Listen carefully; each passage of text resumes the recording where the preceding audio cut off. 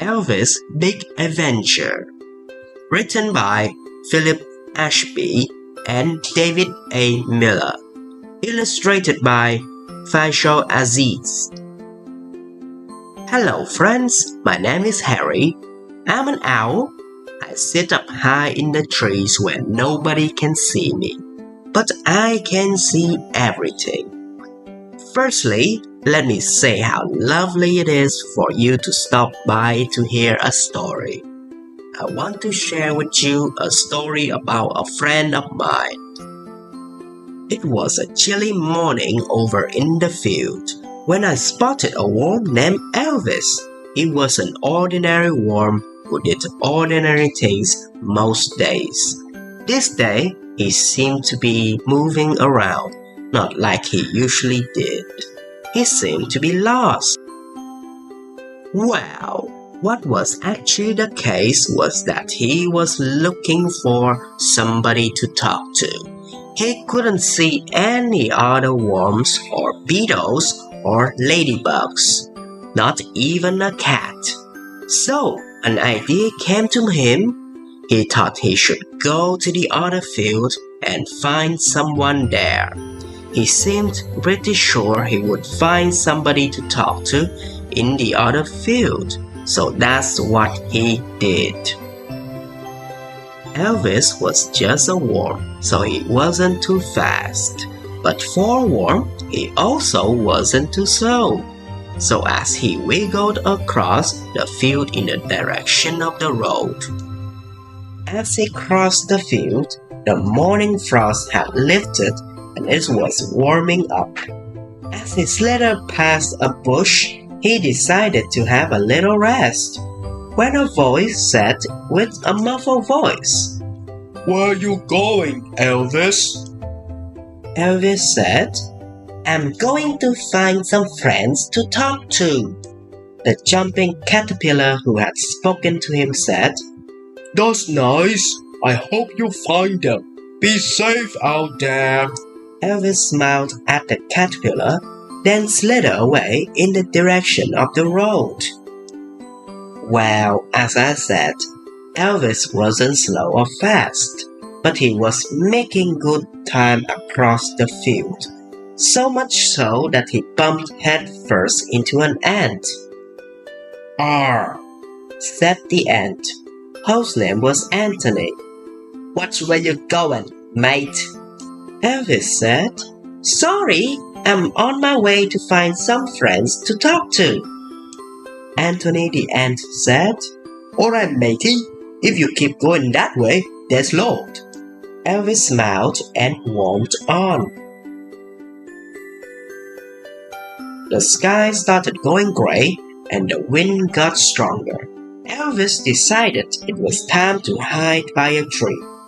There was loads of leaves on the floor, perfect for a worm who wants to hide. He snuggled down in the leaves. A voice said, "Excuse me," in a firm voice. Elvis looked around. He couldn't see anybody. For a second time, the same voice said, "Excuse me, please." And then Elvis spotted some eyes under him. He had accidentally snuggled on top of a butterfly who was doing the same thing as him. "Oops, I'm so sorry," said Elvis. Louise the butterfly wasn't cross. She just said, "It's okay, my lovely." Elvis said, "I'm on the way to find some friends to talk to." Louise the butterfly gave a little grin and said, "That's nice." And they had a little chat. Sometime later, the sky cleared up and Elvis decided it was time to go. So off he slid. He slid and slid pretty fast, for a worm anyway, until a ball appeared in front of him. He went to the left, the ball rolled left. He went to the right, the ball rolled right. He gave a little sigh, and the ball opened. It was Mark the woodlice. Mark asked Elvis, "Where do you think you're going?" Elvis said, to find some friend to talk to. Mark said, "Oh, that's good," in a grumpy voice, but with a smile. Mark went on to say, "Just making sure you're not causing trouble." Elvis winked and said, "Not at all, bye," and crept away under some leaves and took a little nap.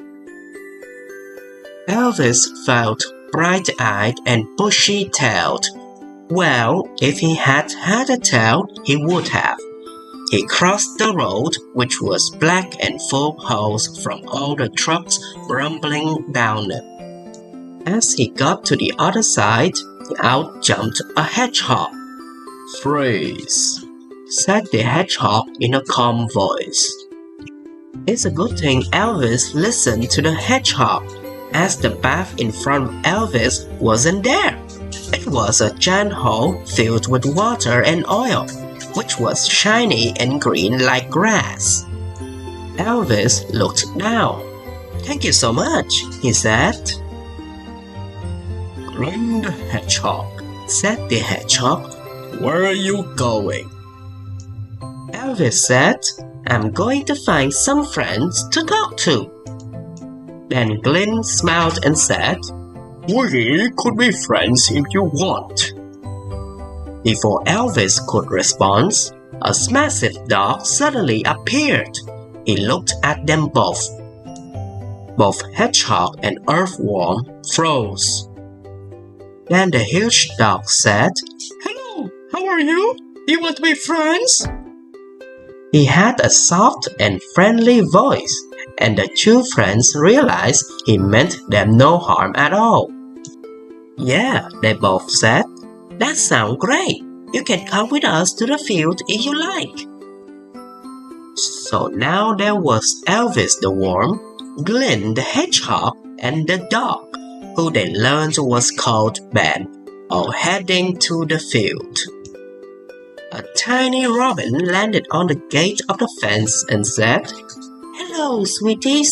Where are you going?" in the gentlest, sweetest voice you would ever hear. Elvis wiggled forward and said, "We are going to find some friends to talk to." "That's so lovely," said Rosemary the robin. "Can I come with you all?" They all nodded. Finally, Elvis realized they had arrived. "We're here!" he shouted excitedly. Ben the dog jumped for excitement. Glenn the hedgehog hopped with joy, and Rosemary the robin bounced on the spot. But Elvis was looking at them surprised. "Now what?" Glenn the hedgehog said to Elvis. Elvis looked puzzled for a moment as he gazed at all his new friends. Then he smiled as he realized he had already made friends, all these friends along the way. The end.